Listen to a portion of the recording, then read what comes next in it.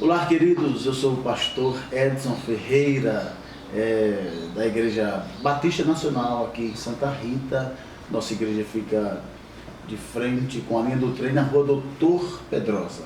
Estamos aqui nesta tarde em um momento diferenciado para um bate-papo com o nosso querido Major Nunes Neto. Ele é filho do famoso Lula chinês. Foi professor na cidade de Santa Rita, também procurador, um homem de um vasto conhecimento.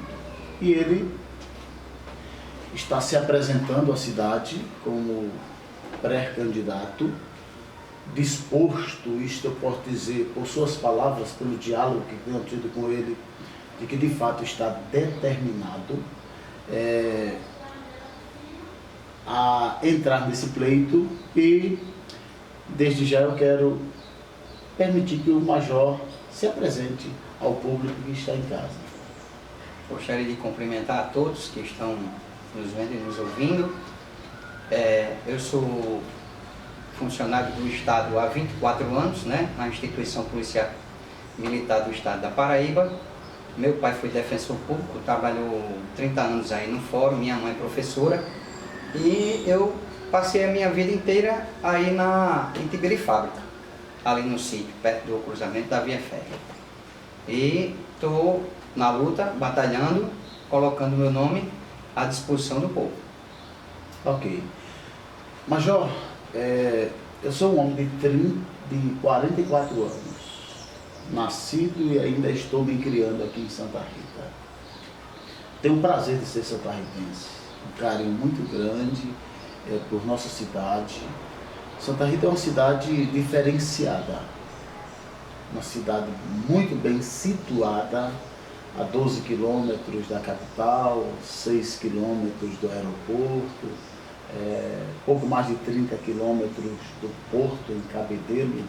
Eu sempre digo que Santa Rita é a porta do estado da Paraíba. Até os aviões para adentrar o nosso estado sobrevoam Santa Rita. Territorialmente falando, é a cidade mais preparada para receber grandes indústrias aqui. E nós somos bem localizados. O nosso município é cortado por 2 BRs. Isso. Fácil acesso para tudo que é escoamento de seja lá o que for. Isso é tão interessante que Santa Rita chega a fazer fronteira com 12 municípios. Não sei se é 11 ou se é 12. Você pode ver o mapa e comprovar isto que eu estou lhe dizendo. Aqui estamos para algumas perguntas para Major Nunes Neto, pré-candidato a prefeito da cidade de Santa Rita. E a primeira pergunta é: quando se trata de uma cidade como a nossa, que falamos de algumas características positivas que ela tem, eu penso da seguinte forma: todo homem que deseja pleitear a prefeitura dessa cidade, o órgão principal desta cidade, eu acredito que ele já tenha em mente um sonho, ele já tenha mapeado uma certa visão para com essa cidade. Minha pergunta é: qual o seu sonho para a cidade de Santa Rita e como realizá-lo? O meu sonho para a cidade de Santa Rita é ver as pessoas morando numa cidade livre, segura, elogiada. E como fazê-lo? Não existe outro caminho a não ser o trabalho, agindo com coragem, com vontade política e com humanidade.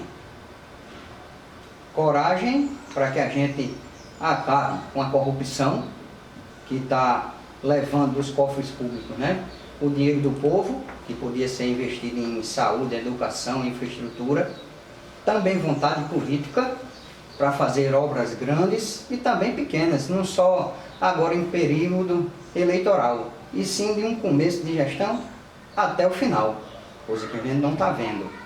E também humanidade, tratando o povo como o povo merece, trazendo o povo para perto do governo, fazendo com que a voz do povo seja ouvida quando na execução, né, de melhorias na cidade que eles tanto almejam. Mas uma pergunta, há algum prefeito hoje no Brasil que o senhor o observa e acaba o tendo como inspiração para a sua vida? Sim, hoje tem um que trabalha muito, que é o prefeito de Colatina. Não acredito. Aquele cidadão está sendo exemplo para todo que for um gestor que queira realmente fazer do seu município um espelho. É o Sérgio Meneghelli. Sérgio Meneghelli, exatamente. Aquele cara diferenciado, eu gosto dele. Verdade. Ok, muito bem. A minha segunda pergunta é voltada para o trânsito. Trânsito é um problema que todas as cidades hoje do Brasil enfrentam. Porque eu sempre digo que as cidades elas não estão crescendo, elas estão inchando. A avalanche de veículos que são lançados nas ruas anualmente é coisa assustadora. E a nossa cidade, Santa Rita, o terceiro maior colégio eleitoral do estado,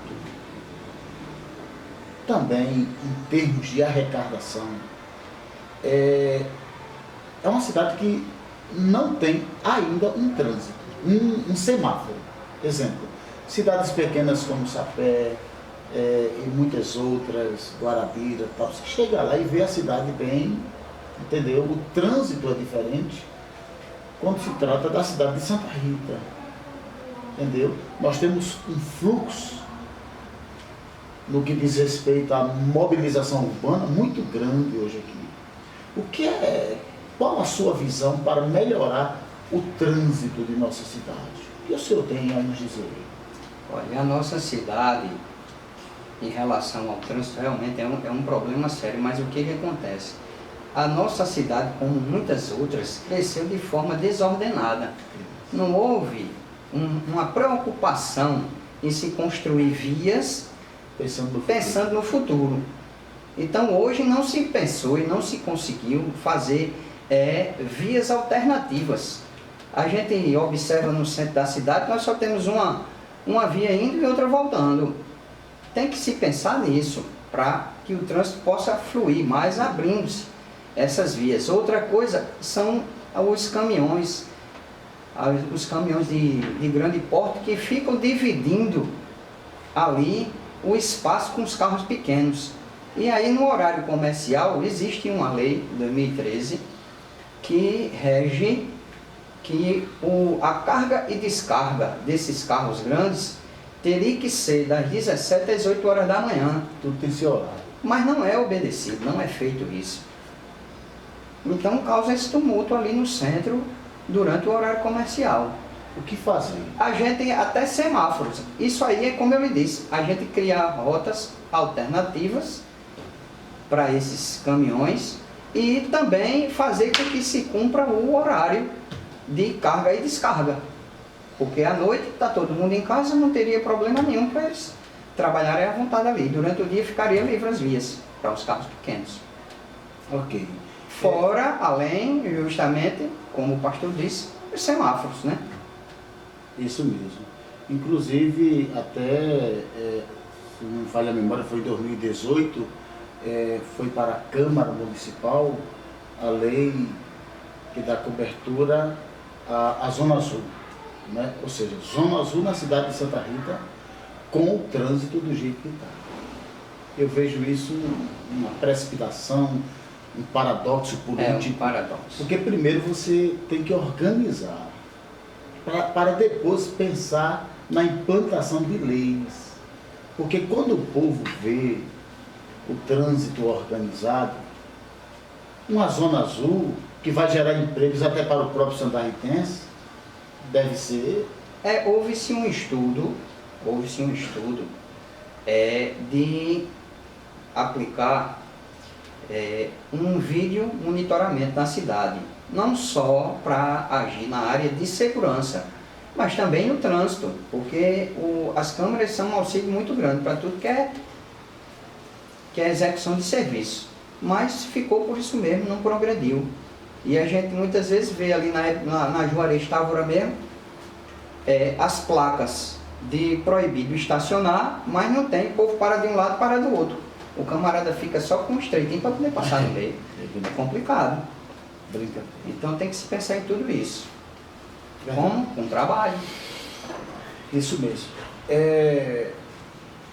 Eu sempre digo que isso é bíblico. Os reis dos tempos bíblicos, eles tinham seus conselheiros. A própria Bíblia diz que na multidão de conselhos há segurança.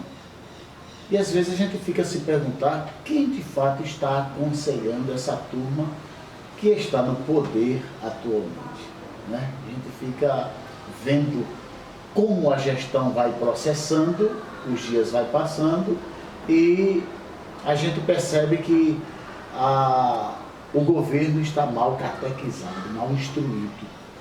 É o que eu penso. Nós temos aqui mais 2 perguntas, mas a terceira pergunta eu vou deixar para o final. No caso, eu vou lançar a 4ª aqui agora. Conhecendo um pouco da cidade de Santa Rita, porque Santa Rita é grande, nem todo santarritense a conhece como ela de fato é. Vamos falar da zona rural. A zona rural é de 30% a 40% da porcentagem eleitoral do nosso município. No entanto, os gestores que até então têm passado por aí, têm esquecido da zona rural da nossa cidade. Gente, você vai em Odilândia, é de cortar o coração. Cicerolândia, o que dizer Bebelândia, Aguiarlândia, aqui próximo a Marcos Moura. Essa zona rural é muito mal assistida. E eu me preocupo em ter um próximo gestor na nossa cidade sem olhar com carinho para esse povo. Qual a sua visão, pensando na zona rural da cidade? Olha, e eu até admirei quando o pastor falou em Odilândia, aí eu disse, realmente é de cortar o coração. Mas indo a Cicerolândia, aí é que piora mais ainda, porque até hoje ninguém olhou com bons olhos para aquele bairro. Continua do mesmo jeito de 5 anos atrás. Nunca havia de cortar realmente o coração. Olha, as pessoas são muito carentes hoje na área de saúde. Imagine aquelas pessoas lá que não têm recurso para vir aqui ao centro da cidade muitas vezes para resolver as coisas. E precisam lá de muitas vezes exames laboratoriais simples, como um exame de sangue. E aí tem que vir aqui, marcar a volta, aí tem que vir aqui depois fazer o exame, volta, e depois tem que vir aqui novamente para buscar o exame. Veja o quanto a pessoa sofre nisso aí. E quando não consegue? Aí é pior ainda. Então, assim, isso é uma das coisas. E sem falar que a zona rural é muito carente em água. Apesar de que o solo é bastante, lá na nossa lençol freático, né? Ele é rico em água, mas as pessoas lá não têm direito a ter uma água encanada. Não tem. Aí você veja a falta de dignidade de você querer tomar um banho num chuveiro e não ter água. É possível mudar isso? É possível, sim, com toda certeza. Muito bem. Como eu sempre digo, trabalhando. Major Nunes Neto, aqui eu lhe faço a última pergunta. Fazendo algumas pesquisas e buscando informações, o atual gestor, Emerson Panta, ele chegou a ter no 2º ano da sua gestão 14 secretários de fora. Ele trouxe essa turma de fora e implantou na nossa cidade. Sem pensar, sem falar da avalanche de empregos de alto escalão. Isto custou tão caro para o atual gestor que ele não conseguiu eleger a sua esposa em 2018 para deputada estadual. Ele que teve 70% da opinião pública em seu favor, tendo uma votação histórica, quando nem mesmo Maroja, Marco Odilon, realizou tal feito. No entanto, essa mesma votação ele não conseguiu transferir para a esposa. Ele só transferiu para a esposa 10.800 votos aqui em Santa Rita. A doutora hoje é deputada por uma situação, mas não por eleição. Então, pensando nisso, pensando nesse erro cometido pela atual gestão, que abarrotou a prefeitura de secretários de fora, homens que nem a cidade conhece. Um dos secretários mais criticados até hoje é o secretário da infraestrutura. É um caso sério. Minha pergunta é possível formar um plantel de secretários só de pessoas de nossa cidade? Sabemos que existe mão de obras específicas que não há problema da prefeitura trazer de fora para dentro. Isso toda pessoa tem que entender. Mas quando se trata de mais de 10 secretários de fora, já não é normal. Pelo menos eu penso assim. Por quê? Porque atrapalha o comércio da cidade, a economia não flui, entendeu? Ou seja, o grosso da cidade é levado para fora. E a cidade, os moradores ficam a ver navios. É possível formar um plantel de secretários de pessoas daqui de nossa cidade? Sim, é possível. Historicamente, nunca foi importado funcionário de fora para cá para a cidade. Todo mundo que trabalhava lá eram da cidade, conheciam bem a cidade, conhecia a população e se preocupava com ela. Porque o próprio pastor disse, quem é de fora não conhece, está aqui ganhando seu dinheiro, não tem preocupação com nada na cidade não se preocupa. O dinheiro ganha aqui, mas não gasta aqui, vai embora. Isso. Quando é numa sexta-feira aqui, é uma debandada tão grande de gente para Campina Grande, sem falar que um dos secretários, temos até secretário de Minas Gerais, veja bem. Meu Deus. É uma luta. Eu digo, caramba, eu fiquei de boca aberta também com essa descoberta. Então assim, o senhor pensa diferente? Pretendo desde o início, eu disse, vamos devolver Santa Rita aos santarritenses. É esse um dos planos que eu tenho em mente. E é interessante porque tive aqui uma oportunidade de conversar até com um pré-candidato e ele copiou isso de mim. Essa fala é minha. E ele está falando aí, a torta e a direita, devolver o Santa Rita aos santarritenses. Outro pré-candidato? Outro pré-candidato, eu não vou citar o nome não. Inclusive até que, assim, a gente tem trabalhado com ideias novas e é isso que a gente vai continuar fazendo. Até uma podcast que nós criamos, não uma live, uma coisa que ficasse imaginando com tudinho. O nobre cidadão também, esse pré-candidato foi e copiou também. Então assim, fica complicado, né? Mas estamos seguindo e é dessa forma, sim, trabalhar com o nosso povo. E entendendo que hoje as ideias podem ser copiadas por quem quer que seja. Mas foi bom, né? Porque ela só vai sair do papel por aquele que de fato chegar na prefeitura. É verdade. É isso.